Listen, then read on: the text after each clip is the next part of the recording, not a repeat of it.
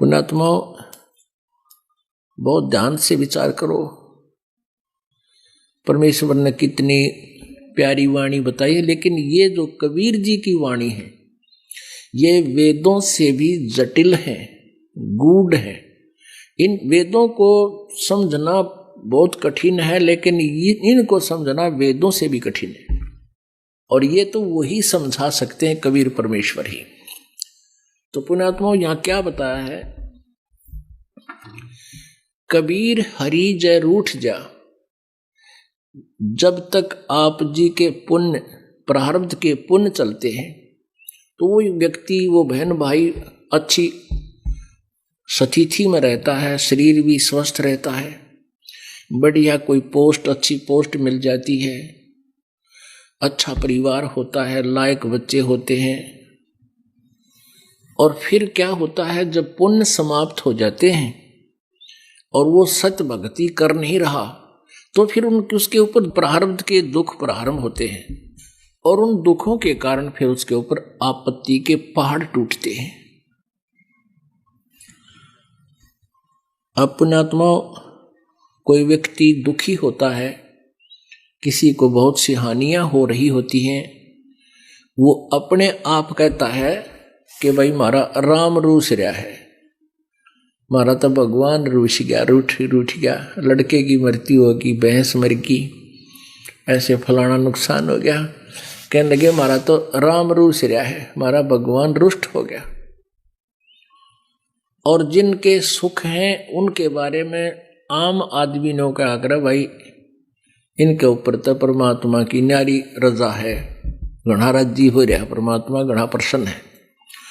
तो परमात्मा कबीर परमेश्वर जी हमें ये बताना चाहते हैं कि जब तक आपके पुण्य है तो आप समझते हो कि राम राजी है, प्रसन्न है।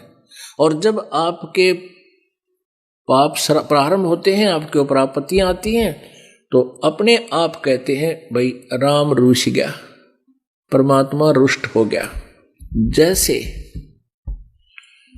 आप जी ने एक हैंड पंप से और गढ़ा भर रखा पानी का, मटका, जग, और वो जल आप प्रयोग कर रहे हो, कहीं दूर जंगल में, खेतों में, या कहीं मजदूरी कर रहे हो, या घर पे दुकान पे जल रखा है, तो जब तक वो घड़े में जल है आप निश्चिंत हैं, गिलास लिया और गट गट पिया और अपने लगे काम। और जब वो पानी समाप्त हो जाएगा, जल समाप्त हो जाएगा उस जग का, घड़े का, तो वो आपका राम रूठ गया, आपका जल का घड़ा खाली हो गया। अब जैसे खेतों में काम कर रहे हो और एक मटका पानी का भर लेगी घड़ा, तो खत्म हो गया, तो प्यास लगी जोर की, कहाँ गए? हैंडपंप के पास गए, वो मटका फेर भर लिया और फिर निश्चिंत हुए।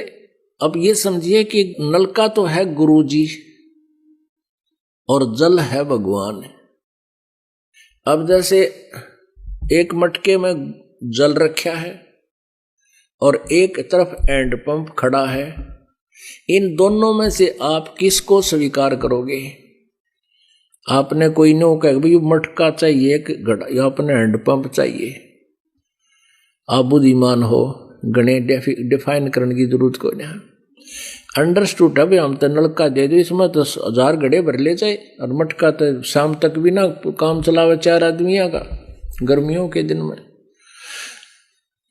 अपने आप महसूस करोगे कि हमने तो हैंड पंप चाहिए।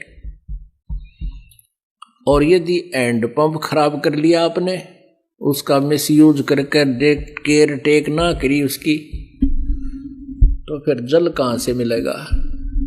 राम मदद नहीं करेगा। अब परमात्मा कहते हैं गुरु गोविंद दोनों खड़े, अब किसके लागू पाए? एक तरफ तो भगवान खड़ा है, एक तरफ गुरु जी, एक तरफ मटके में जल है, एक तरफ हैंड पंप है। आप पे उत्तर देते हैं बलिहारी गुरु अपना जिन गोविंद दिया मिलाए। हैंड पंप ना होता तो जल कहां से मिलता? कबीर हरि जय रूठ जा। यानी जल खत्म हो गया मटके का, गुरु की शरण में जावे, एंड पंप के पास पहुंच जा। और कह कबीर गुरु रूठ गए तो हर ना होत सहाय। यदि आप जी ने गुरु जी से ही आपकी जो है ना प्रेम नहीं रहा, लगाव नहीं रहा,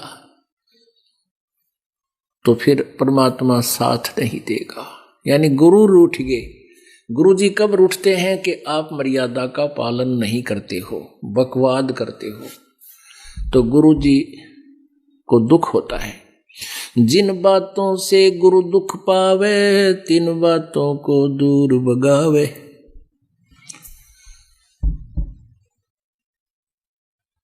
तो इस प्रकार कबीर जी कहते हैं, गुरु के दिल से उतरे वो शब्द बेहू ना होवे, जाको काल घसीट ही राख सके ना कोई।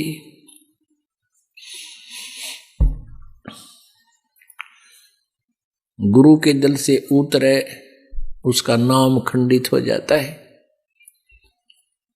और फिर उसको काल घसीट कर ले जाता है, उसका कोई रक्षक नहीं होता। सतगुरु के दरबार में, अब परमात्मा ने सारे पॉइंट बता दिए।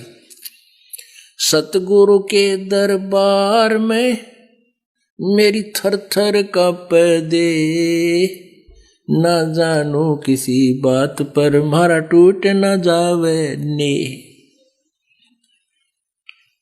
कि हमारा किसी बात पर परमात्मा के हम दिल से ना उतर जा, हमारा प्रेम खत्म ना हो जा, ऐसा कोई कार्य क्रिया कर्म ना बन जा हम तय। तो पुण्यात्माओं, ये भक्ति नो सफल होएगी। आप जी को गुरु जी की आवश्यकता बाहर गुफा तक और सतलोक पहुंचने तक आवश्यकता होगी। कोई न सोचा नाम ले लिया घराए भक्ति कर लेंगे, ये ड्रामाबाजी तो पहले हम करे न करते। 6 महीना में एक बार जा करते, श्याम जी का गेर का पाइया चौड़ नौकर का जाया करते, वह भक्ति थी। अब कुछ करना है, कहते हैं जिन हर जैसा सुमरिया, ताको तैसा लाभ, उससा प्यास न भाग ही जब लग दसैनी आप। जो क्रियाएं हम करते थे पहले, वो तो 100 रुपये की प्रसाद बांट दिया है कि, तो और व्रत रख लिया मंगलवार का या शुक्रवार का, और कहीं और जितनी भी आन उपासना हम करते थे, कुत्तों को टूक डाल दिया, चिड़िया को टूक डाल दिया किता, और छोटा मोटा धर्म पुण्य कर दिया। कहते हैं तो ओस चाट रहे थे, ओस के चाटन ते प्यास नहीं बुझाए। प्यास तो बुझेगी, 2-3 गिलास ही प्यास लग रही हो, 2-3 गिलास गट गट पीवे, और जब प्यास बुझेगी। जिन हर जैसा सुमरिया, ताको तैसा लाभ, ओसा प्यास न भाग ही जब लग दसैन आब।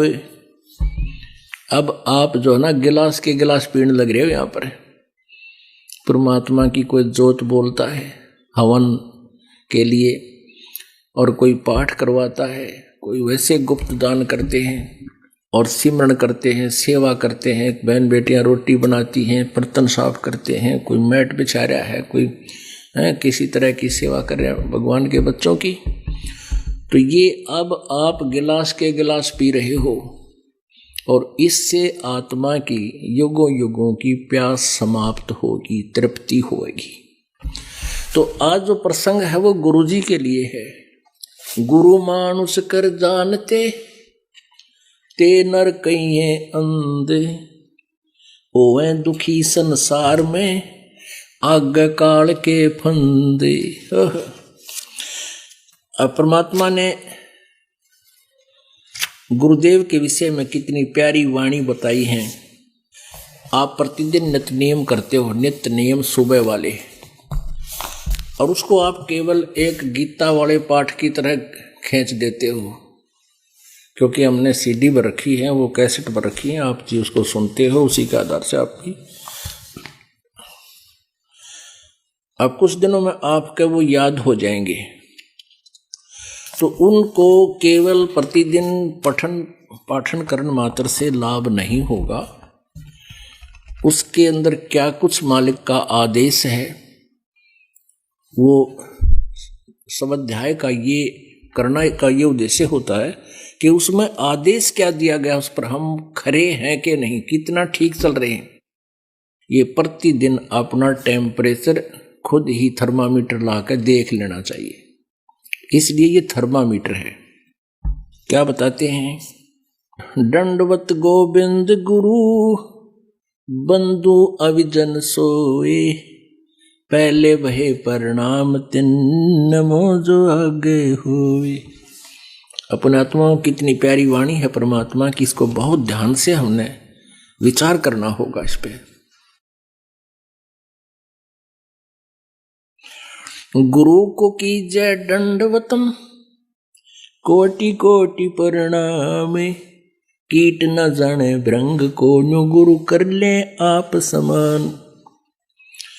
गुरु गोविंद कर जानियो, रहिए शब्द समाए, मिले जब दंडवत बंदगी, नहीं पल पल ध्यान लगावे। गुरु गोविंद दोनों खड़े, किसके लागू पाए, बलिहारी गुरु अपना जिन गोविंद दियो मिलाए। सतगुरु के उपदेश का सुनिया एक विचार, जे सतगुरु मिलते नहीं तो जाते यम द्वार।